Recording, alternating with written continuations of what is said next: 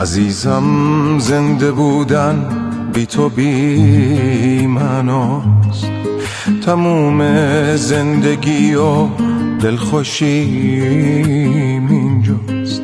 تموم واژه ها رو گشتم و دیدم، وطن زیباترین واژه تو این دنیاست. اگه رسم صداقت رفته از دنیا، اگه دشمن لباس دوست پوشیده، خدا تا آخر دنیا کنار ماست.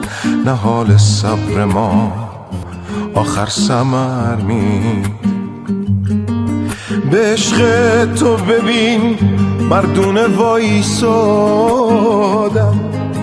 به عشق تو من از نفس نیافتادم.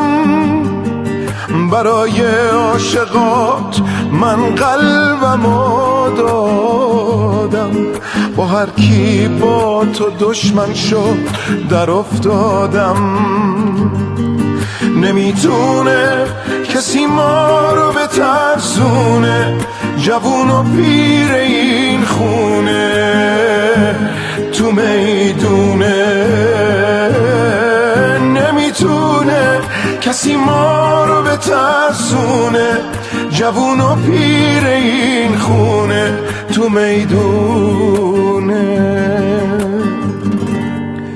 بپرس از تک تک مردای مردی که رفیق عشقن و هم عطر بارونن، برای موندن ایران و ایرانی فدایی میشن و گمنام میمونن. نمیتونه کسی ما رو بترسونه، جوون و پیر این خونه تو میدونه.